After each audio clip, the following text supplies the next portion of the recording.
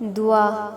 اس کا نام ڈاکٹر احمد تھا اور وہ سعودی عرب کا معروف طبیب تھا۔ لوگ اس سے مشورہ لینے کے لیے کئی دن تک انتظار کرتے۔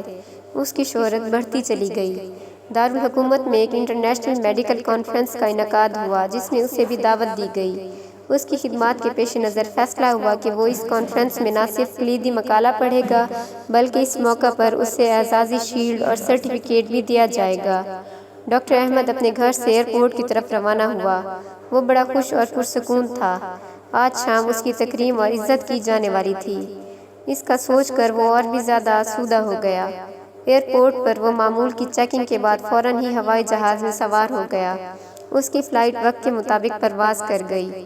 کوئی 8 گھنٹے کے بعد ایئر ہوسٹس نے اعلان کیا کہ ہم معذرت خواہ ہیں کہ طیارے میں فنی خرابی کے باعث ہم قریبی ایئرپورٹ پر اتر رہے ہیں۔ ہمارے پاس اس کے سوا کوئی چارہ کار نہیں ہے۔ فلائٹ بغیر کسی رکاوٹ اور حادثے کے قریبی ایئرپورٹ پر اتر گئی۔ مسافر جہاز سے اتر کر لاؤنج میں چلے گئے۔ ڈاکٹر احمد بھی دیگر مسافروں کے ساتھ طیارے کی فنی خرابی کے درست ہونے کا انتظار کرنے لگے۔ تھوڑی دیر کے بعد ایئرپورٹ اتھارٹی نے اعلان کیا، خواتین و حضرات، انجینئر نے بتایا ہے کہ فنی خرابی کے درست ہونے کا فوری طور پر کوئی امکان نہیں ہے، لہٰذا مسافروں کے لیے متبادل طیارہ کا انتظام کیا جا رہا ہے۔ یہ طیارہ کب آئے گا کسی کو علم نہ تھا۔ تھوڑی دیر بعد نیا اعلان ہوا کہ متبادل طیارہ کل ہی آ سکتا ہے۔ ہم اس زحمت کے لیے معذرت خواہ ہیں۔ اب آپ کو ہوٹل پہنچا دیا جائے گا۔ ڈاکٹر احمد کے لیے یہ اعلان نہایت تکلیف دہ اور پریشان کر دینے والا تھا۔ آج رات اس کی زندگی کی نہایت اہم رات تھی۔ وہ کتنے ہفتوں سے اس رات کا منتظر تھا کہ جب اس کی تکریم ہونی تھی۔ وہ کرسی سے اٹھا اور ایئرپورٹ کے اعلیٰ افسر کے پاس جا پہنچا، اپنا تعارف کروایا اور کہا کہ میں انٹرنیشنل لیول کا ڈاکٹر ہوں۔ میرا ایک منٹ قیمتی ہے۔ مجھے آج رات دارالحکومت میں مقالہ پڑھنا ہے۔ پوری دنیا سے مندوبین اس سیمینار میں شرکت کے لیے آئے ہوئے ہیں اور آپ لوگ ہمیں یہ خبر سنا رہے ہیں کہ متبادل طیارہ 1 دن بعد آئے گا۔ متعلقہ افسر نے اسے جواب دیا، محترم ڈاکٹر صاحب، ہم آپ کی عزت اور قدر کرتے ہیں۔ ہمیں آپ کی اور دیگر مسافروں کی مشکلات کا اندازہ ہے، لیکن یہ ہمارے بس کی بات نہیں اور نیا طیارہ فوری طور پر فراہم کرنا میرے بس میں نہیں ہے۔ البتہ وہ شہر جہاں آپ کو کانفرنس میں شرکت کے لیے جانا ہے، یہاں سے بذریعہ کار سے صرف 3-4 گھنٹے کی مسافت پر ہے۔ اگر آپ کو بہت جلدی ہے تو ایئرپورٹ سے کرائے پر گاڑی حاصل کریں اور خود ڈرائیو کرتے ہوئے متعلقہ شہر پہنچ جائیں۔ ڈاکٹر احمد لمبی ڈرائیونگ کرنا پسند نہ کرتا تھا، مگر اب یہ مجبوری تھی، اس کے پاس کوئی متبادل راستہ تھا ہی نہیں۔ اس نے متعلقہ آفیسر کے مشورے کو پسند کیا اور ایئرپورٹ سے کار کرائے پر لے کر متعلقہ شہر کی جانب روانہ ہو گیا۔ ابھی کچھ ہی فاصلہ طے کیا تھا کہ اچانک موسم خراب ہونا شروع ہو گیا۔ آسمان پر گہرے بادل نمودار ہوئے، تیز آندھی اس پر مستعد تھی۔ دیکھتے ہی دیکھتے زوردار بارش شروع ہو گئی اور ہر طرف اندھیرا چھا گیا۔ موسم کی خرابی کی وجہ سے اسے اندازہ ہی نہ ہوا کہ وہ کس سمت جا رہا ہے۔ 2 گھنٹے تک وہ مسلسل چلتا گیا۔ بالآخر اسے یقین ہو گیا کہ وہ راستے سے بھٹک چکا ہے۔ اب اسے بھوک اور تھکاوٹ کا احساس بھی بڑی شدت سے ہونے لگا۔ اس نے سوچا تھا 3-4 گھنٹے ہی کا تو سفر ہے، اس لیے اس نے اپنے ساتھ کھانے پینے کی کوئی چیز بھی نہ لی تھی۔ اب اسے کسی ایسے ٹھکانے کی تلاش تھی جہاں سے اسے کھانے پینے کی کوئی چیز مل سکے۔ وقت تیزی سے گزرتا رہا تھا۔ چاروں طرف رات کا اندھیرا بھی چھا چکا تھا۔ ایک چھوٹے سے گاؤں کے پاس سے گزرتے ہوئے اس نے غیر شعوری طور پر اپنی گاڑی ایک چھوٹے سے گھر کے سامنے روک دی۔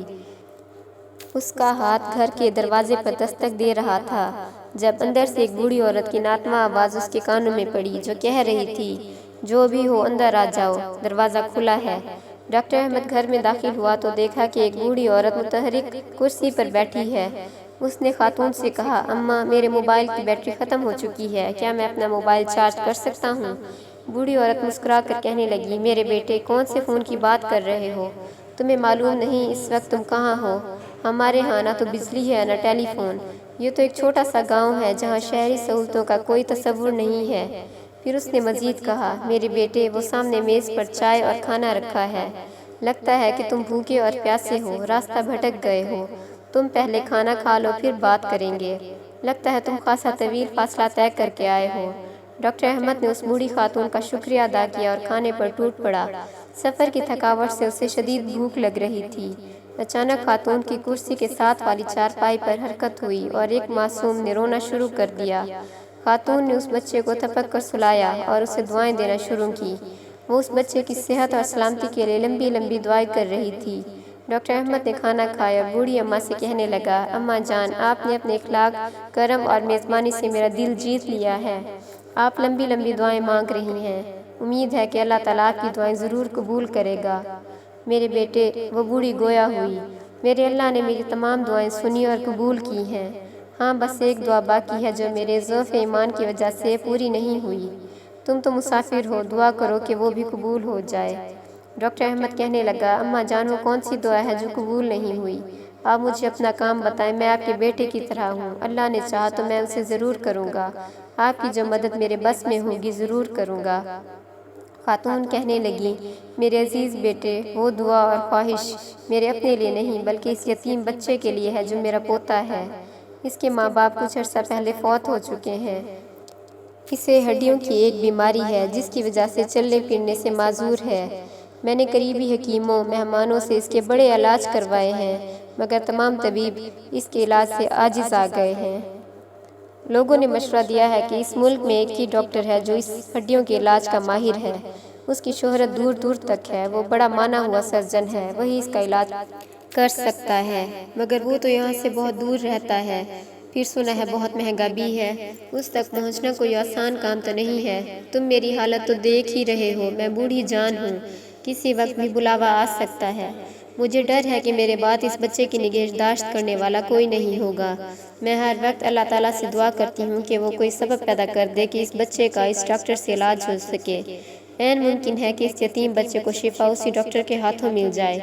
ڈاکٹر احمد اپنے جذبات پر قابو نہ رکھ سکا، اس نے رندی ہوئی آواز میں کہا، اماں جان، میرا طیارہ خراب ہوا، راستے میں اترنا پڑا، کار کرائے پر لی، خوب طوفان آیا، آندھی اور بارش آئی، راستہ بھول گیا، اللہ تعالیٰ نے مجھے آپ کے گھر زبردستی بھجوا دیا۔ اماں، آپ کی آخری دعا بھی قبول ہو چکی ہے، اللہ رب العزت نے ایسے اسباب مہیا کر دیے ہیں کہ وہ ہڈیوں کا بڑا ڈاکٹر خود چل کر آپ کے گھر آ گیا ہے۔ اب میں آپ کے پوتے کا علاج کروں گا۔ جب اللہ تعالیٰ اپنے کسی بندے کی سنتا ہے تو پھر اس کو پورا کرنے کے لیے اسباب بھی خود ہی مہیا فرما دیتا ہے۔